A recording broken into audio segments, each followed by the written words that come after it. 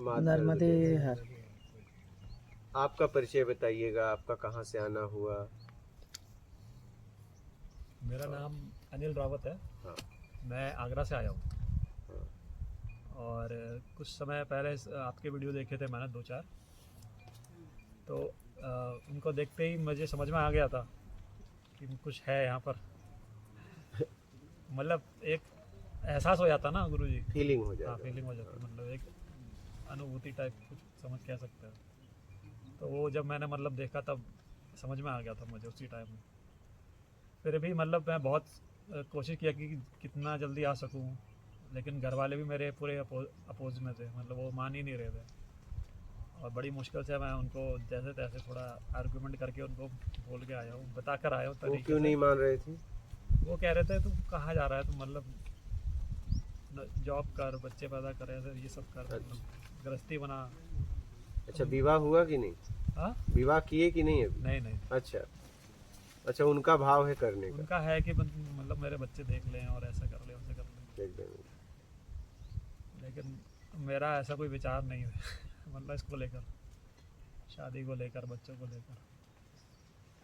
तो उनसे मतलब बहुत ज़्यादा आर्ग्यूमेंट हुए, मतलब ऐसा भी नहीं कि कोई, बस मतलब बातें हुई काफ़ी हमारी, मेरी और फैमिली मेम्बर्स के बीच में। तब उनको बोला मैंने, तो उन्होंने मुझे एक बार ऐसे बोल दिया कि तुझे हम 2 साल देते हैं, तुझे जो करना है तू वो कर। मैंने कहा ठीक है। फिर वो ऐसे बोले कि 2 साल बाद फिर हम तुझे बताएंगे कि अगर तू कुछ नहीं कर पाया तो बोले कि तुझे मतलब हम बताएंगे, जो हम बोलेंगे फिर वो तू करेगा। मैंने कहा ठीक है, मैं जाता हूँ फटाफट। कितना समय बीता? अब ऐसे तो मतलब गुरुजी ऐसा था कि 2019 के आसपास, पहले मैं जॉब करता था दिल्ली में, तो 2019 में मेरे साथ एक मतलब एक्सीडेंट हो गया। तब घूमने चले गए थे, तो वहाँ लेह लद्दाख दोस्तों के साथ ऐसे ही घूमते हैं। तो वहाँ पर मतलब तबीयत ख़राब हो गई थी बहुत ज़्यादा मेरी, वापस आते आते मतलब बिल्कुल ऐसे अधमरा सा आया था वहाँ पर, काला अच्छा, क्यों? बहुत मतलब डिहाइड्रेशन हो गया था बहुत ज़्यादा। तो रास्ते में ग्लूकोज भी चढ़ा था, फिर भी कोई ज़्यादा असर नहीं पड़ा, और मतलब तबीयत बहुत ज़्यादा ख़राब हो गई। तो फिर वहाँ से जैसे ठीक हुआ, फिर वो वहाँ से जॉब छूट गई मेरी दिल्ली में मेरी पहले जॉब थी। तो वहाँ से जॉब छूटने के बाद क्या कहते हैं, मतलब फिर करीबन मेरे को 3 से 4 महीने ठीक होने में लग गए वहाँ पर। और उसके बाद एक कोई ऐप था, सिंगिंग ऐप, उसमें मैं ऐसे गाने गाता रहता था। मतलब मेरे को अच्छा लगता था गाना गाना, तो मैं गा लिया करता था उसमें, मतलब फिल्मी गाने, भक्ति के गाने, कैसे भी गाने, तो उसमें गाता था मैं। तो वहाँ पर मुझे कोई लड़की मिली, तो उसने बोला कि मैं ऐसे ऐसे हूँ, और कोई लड़का है, उसको मतलब सही रास्ते पर लेकर आना, ऐसे कुछ। तो मैं, उसने मुझसे बोला कि मदद कर, मतलब मेरी मदद करो। मैंने बोला ठीक है, मदद करता हूँ। तो धीरे धीरे मतलब ऐसा कुछ हो गया कि आकर्षण हो गया उनकी तरफ मेरा। और फिर एक टाइम मतलब ऐसा है, कि मतलब ब्रेकअप नहीं, क्या ब्रेकअप तो नहीं कह सकते, लेकिन मतलब उधर से ब्लॉक कर दिया गया मेरे को। अच्छा। हाँ। और फिर मेरे को ऐसा भी लगा कि मतलब मैंने गलत काम कर दिया मदद करके कुछ, क्योंकि मैंने उनके कहने पर जैसा उन्होंने बोला मैंने वैसा ही कर दिया। मैंने सोचा भी नहीं, पता नहीं क्या मतलब कुछ हो गया था मुझे, जैसे अंधा हो जाता हो ना। हाँ, भावनाओं में व्यक्ति हाँ, बह जाता है। भावनाओं में बह के मैंने जैसा बोला वैसा कर दिया मैंने। और उसके बाद मुझे रियलाइजेशन हुआ कि मतलब गलत कर दिया। उसका बहुत मतलब मैं टूट गया बिल्कुल एकदम। और नर्मदे। उस समय मतलब मुझे, और वो जो मतलब वो जो लड़की थी वो अध्यात्म से जुड़ी हुई थी, तो उन्होंने कुछ कर दिया मेरे साथ।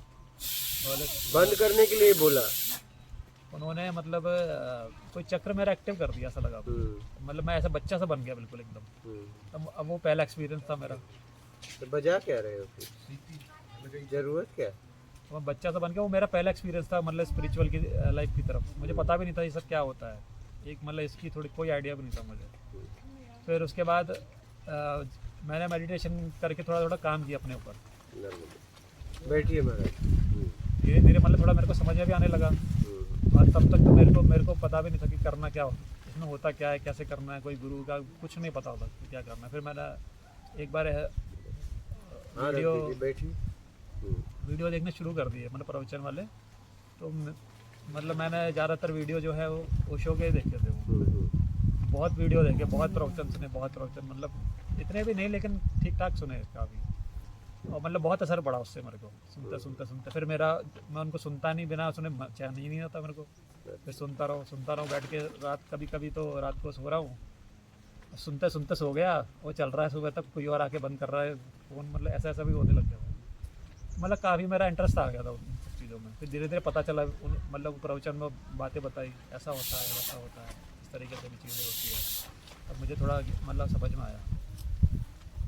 और फिर उसके बाद से तो एक टाइम ऐसा आ गया कि मतलब मेरा ऐसा लगता था जैसे तड़प तड़प सी हो गई अंदर से। मतलब पता नहीं ऐसे वो अभी भी हो रहा है ना, ऐसा ही कुछ होने लग गया था मेरे साथ। मैं मतलब कुछ भी बैठे बैठे हंस रहा हूँ, फिर रो रहा हूँ, आंसू गिर रहे हैं, रोते रोते हंस रहा हूँ, हंसते हंसते रो रहा हूँ, मतलब इस तरीके से हो रहा बहुत। तो इधर दिखाया उधर दिखाया, मतलब घर वाले तो परेशान हो गए कि इसको क्या हो रहा है। तो एक हमारे मतलब घर के पास एक कोई वो थी, माता जी थी, वो माता की चौकी लगाती थी वो, तो उन्होंने कुछ बताया। तो उन्होंने ऐसे बोला कि मतलब ये भक्ति में उतर रहा है, ऐसे करके। तो उससे भी मेरे को समझ में नहीं आया कि मतलब ये क्या होता है, क्योंकि भक्ति क्या होती है वो तो नॉर्मल पूजा वाली, तो वो तो सब देखता रहता हूँ मैं। असली भक्ति क्या होती है वो तो मेरे को समझ में नहीं आता उस टाइम। फिर प्रवचन भी सुनता रहा मैं धीरे धीरे। बिस्किट दे दो बच्चों को। तो किसी प्रवचन में मतलब मैंने भक्ति वाले प्रवचन ही डाउनलोड किए है ऑडियो, फिर वही सुने मैंने, खूब सुने, तो थोड़ा समझ में भी आया उसमें। लेकिन उससे ये हो गया कि जैसे उन्होंने मेरे को बता दिया ना कि मतलब भक्ति मार्ग में जा रहा है ऐसे करके, तो उससे मेरा अहंकार बढ़ गया। पीछे से मेरा जो अहंकार था उसको बल मिलने लग गया। अब मेरे को जैसे पता चल गया तो मेरा अहंकार पीछे से बोलने लग गया, हाँ तू कुछ है, अब तू कुछ करके दिखा दे या तू कुछ, मतलब इस तरीके से अभी भी जैसे अभी भी थोड़ा चलता रहता है ये सब कि मतलब तू अब तूने ऐसा काम कर दिया, तू ऐसा बन गया वैसा बन गया। मतलब मैं थोड़ा नोटिस करता रहता हूँ ना चीज़ें, पीछे से आता रहता है वो बार बार। तो ये सब मेरे साथ बहुत हो गया। उसके बाद से मतलब थोड़ा वो हो गया गड़बड़। लेकिन वो जो फिर वो तड़प थी वो मतलब थोड़ी बनी रही उसके बाद। और उसके बाद क्या कहता है ये, फिर बीच में 2-3 बार ऐसा मेरे साथ ये हो गया कि मैं चढ़ते चढ़ते गिर गया, वो भी मतलब काम की वजह से ऐसा हो गया मेरे साथ। मतलब किसी लड़की के साथ बातें कर ली तो उसमें हो गया ऐसे करके 2-3 बार हो गया, तो वहाँ मैं लड़खड़ा गया। और अभी फिर जब एक वीडियो मैंने आपका देख लिया, आपने एक वीडियो वो भी उसमें ऐसा भी बोला था कि आना तो मेरे पास ही पड़ेगा, ऐसे करके कहाँ भटकोगे, कुछ ऐसा बोला था एक में। कुछ और बोला होगा। नहीं जाओगे कहाँ, ऐसा कुछ बोला था आपने, जाओगे कहाँ, हाँ, आना तो मेरे पास ही पड़ेगा ऐसे करके। तो उसने मेरे को और भी कुछ बोला होगा। मैंने उतना ही सुना, मैंने बोला यार, मतलब कहने का मतलब आप किसी भी मार्ग से जाओ, हाँ, आपको आना तो ईमानदारी सत्कर्म पे ही पड़ेगा। अच्छा, मुझे लगा आप कह रहे हो कि यहीं मेरे पास ही आना पड़ेगा। और नहीं। फिर आपका मैंने एक और वीडियो देखा था हाँ, जिसमें आपने बोला कि मैं 16 अप्रैल तक हूँ यहाँ पर। हाँ तो ये जैसे 16 मई 16 मई सॉरी, हाँ। 16 मई तक लगातार एक तो साल जैसे मुझे ही मैंने रुकना वो है। सुना मेरा दिमाग ठनक गया, मैंने बोला अब तो जाना ही पड़ेगा अब तो। हाँ, क्योंकि 16 मई तक मतलब लगातार एक साल मुझे रुकना है, बाकी आना जाना हाँ, लगा रहेगा। फिर मैं किसी से यहाँ आने पे मिल पाऊँ नहीं मिल पाऊँ, मेरा हाँ, आपने ऐसा खत्म। बोला था। एक साल तक मुझे यहाँ रहना है। मैं एक साल, अभी 8 महीने हो गए मुझे, मैं खंबा भी नहीं डाका। यहाँ आने वाले साधुकों का इंतजार करता हूँ, उनके लिए व्यवस्था करता हूँ। आने वाले समय में यहाँ पे मतलब व्यवस्थाएं रहेंगी और मैं सत्संग करता रहूँगा, आता जाता रहूँगा ऐसा। तो यही जब मैंने सुना कि मतलब 16 तारीख तक रहिए आप, तो फिर तो मैंने सीधे बात करी, मैंने कहा बस मैं तो निकल रहा हूँ, क्योंकि मुझे पता नहीं फिर उसके बाद मैं आपसे मिल भी पाऊँगा कि नहीं मिल पाऊँगा। ये इच्छा तो मेरी हो गई थी मिलने की आपसे, कि मिलना ही मिलना है आपसे एक बार। और कोई प्रश्न है आपका? प्रश्न ये मेरा यही है कि मैंने बीच में मतलब साधने की कोशिश करी खुद को, जैसे विचारों को देख देख कर मतलब कैसे कम करूँ मैं इनको, और थोड़ा हो भी गया था, काफ़ी बार मदद भी मिली। 1-2 बार ऐसा भी हुआ कि मतलब आनंद वाली स्टेट में चला गया मैं 1-2 बार बीच में, मतलब आनंद ही आनंद आ रहा था, पता नहीं क्या हो गया था। हमें मज़ा आ रहा है, मैं कभी इधर जाके इस कमरे में जा रहा हूँ, कभी इस कमरे में जा रहा हूँ, पता नहीं क्या हो गया। मतलब अब कुछ था, वो जो भी था मैं नहीं जानता इतना, मतलब वो कोई स्टेट थी पता नहीं, अब ऐसा कुछ इतना मेरे को कुछ समझ में आया। आई और गई। हाँ आई, थोड़ी देर के लिए रही। एक बार तो ऐसा रही कि 15-20 मिनट रही, और एक बार थोड़ी देर के लिए रही, एक बार आई। ऐसा ऐसा हुआ था मेरे साथ तब। और कोई प्रश्न है आपका? प्रश्न मेरा यही है कि जो पीछे से आता ना अहंकार, मतलब एक तो ये बड़ा बनने का जो हिसाब है मेरे साथ। ये तो बचपन से हमारे ऊपर हाँ, वो एक मतलब जहर की वो- तरह दिमाग में डाल दिया गया है कि बड़ा बनना है। हाँ। सबके क्या हाँ गुरु जी, आप सही सबके दिमाग में ये जहर है, जहर, ये जहर है बड़ा बनना। और ये जहर हम एक दूसरे को दे रहे हैं क्या? और कौन दे रहा है पता है? माँ बाप अपने बच्चों को, कि तुम्हें बड़ा बनना है। न वो बन पाए, मतलब आज तक कोई बन नहीं पाया, लेकिन सबको दे रहे हैं क्या? बड़ा बनने का। नहीं गुरु जी, ऐसा है ना कि मेरे मेरे घर वालों ने मेरे को मतलब ऐसा तो नहीं बोला कभी भी बड़ा बनना, लेकिन मेरे साथ ऐसा था कहीं न कि कहीं ऐसा है, मतलब बीच, हाँ कहीं कहीं कहीं पे है, कहीं न कहीं ऐसा है। हाँ, हाँ। मतलब जिंदगी के किसी सब कहीं मोड़ पर ऐसा हाँ, मिल जाता है। हाँ। ये बात है। हाँ, इतना मेरे को मतलब, अब ऐसा जैसे छोटा बच्चा था, सब मंद बुद्धि था, हाँ, तो जिसको मन आया मार दिया, जिसका मन आया मार गया। टीचर लोग जितने भी थे मतलब सब, एकदम। वो तो बच्चों के साथ तो होता ही रहता है ये। और थोड़ी सी गलती के लिए ज़्यादा मार दिया, कभी कुछ कर दिया। तो एकदम। मेरे को लगता था पता नहीं मेरे को क्यों मार रहे हैं ये लोग ऐसा क्या हो गया। फिर मतलब वो एक अंदर बीज चला गया कि जैसे मैं बड़ा हो जाऊंगा ना तो कुछ करके दिखा दूंगा इनको, मतलब ऐसे करके। तो मेरे साथ शायद थोड़ा ऐसा है, मेरे को ऐसा लगता है। तभी क्या विचार है आपका? अभी बस आपके सत्संग सुनने में मैंने यहाँ रखे। बस निर्विकार हो जाइए, अपने आप को उम्मीद से मुक्त कराइए। देखिए कहाँ कहाँ किस पिंड में किस वस्तुओं से क्या उम्मीदें हैं, उससे अपने आप को छुड़ाइए और ईमानदारी सत्कर्म अपना लीजिए। आना तो यहीं पड़ेगा, मैंने ईमानदारी और सत्कर्म के लिए कहा मैं तो हर चीज़ के लिए आ गया क्योंकि आप किसी भी मार्ग से जाइए, आप ईमानदारी सत्कर्म पे तो आना ही पड़ेगा, जाओगे कहाँ? नहीं वो तो है गुरु। बात समझ रहे हैं?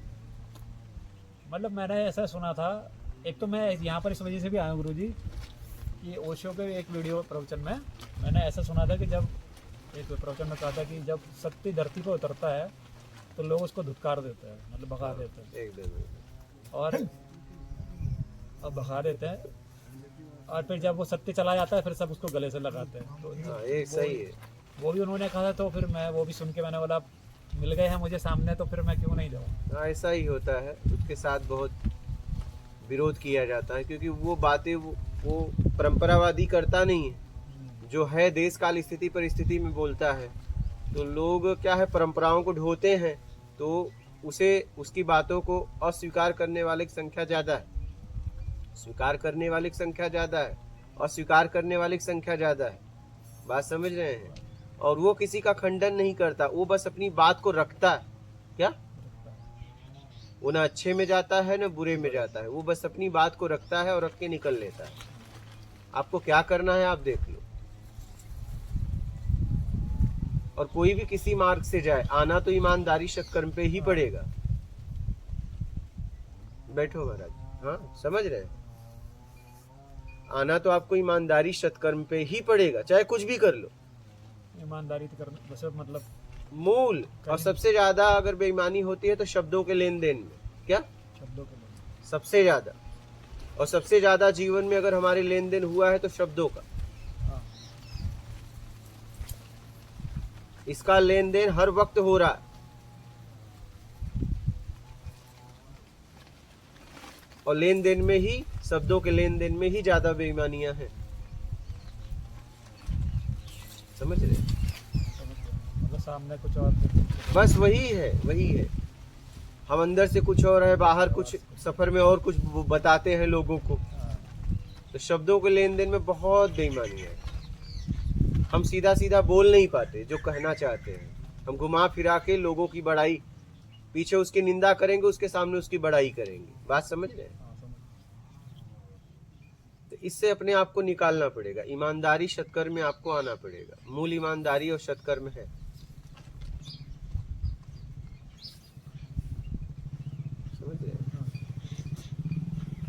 ईमानदारी और सत्कर्म मूल है। यही साधना है, यही तपस्या है।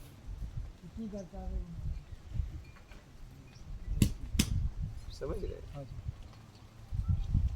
मेरा रहता है एकदम एकदम। कोशिश रहती है, मतलब मेरी ईमानदारी और निर्विकार होने के लिए सबसे सरल मार्ग है ईमानदारी और सत्कर्म। सबसे सरल, आगे का बंधन बंधेगा नहीं और पिछला जितना है सत्कर्म के द्वारा निकल जाएगा। बस आप रुक जाओ, रुकने का सीधा सीधा मार्ग है ईमानदारी, और कोई नहीं। अगर ये नहीं अपनाए तो आप कोई भी साधना कर लो, कुछ भी कर लो, कुछ नहीं होने वाला। बस करते रहो, कुछ नहीं होगा। और सबसे ज्यादा अगर बेईमानी है तो शब्दों के लेन देन, ये ध्यान रखिएगा। और कहीं भी जाओगे शब्दों का लेन देन होगा ही होगा, होगा। अकेले बैठो तो भी होगा, किसी को देखोगे हो जाएगा। बहाना ढूंढते लोग। हाँ, इसलिए शब्दों का लेन देन सोच समझ के करो। अरे बैठिए, नाश्ता करिए, बैठो। समझ रहे हैं? हाँ जी। शब्दों का लेन देन सोच समझ के करिए और अपने आप को निर्विकार कराने के लिए काम करिए। देखिए कहाँ कहाँ उलझे हुए हैं। मैं तो एक तो मोबाइल था, मतलब ऐसे आदत तो नहीं है मुझे उसकी, लेकिन जैसे घर पे प्रवचन सुनता हूँ, फिर कुछ करता हूँ, तो फिर वो लगा ही रहता है हाथ में। इसलिए वो उसको भी साइड सहयोगी है, ऐसा नहीं है। हाँ, व्यवस्थाएं ये भी है। सहयोगी है। आप किस तरीके से उपयोग करते हो आपके ऊपर है। व्यवस्थाओं का सदुपयोग भी कर सकते हो, दुरुपयोग भी कर सकते हो, आपके ऊपर है। ठीक है। में- मात नर्मदे।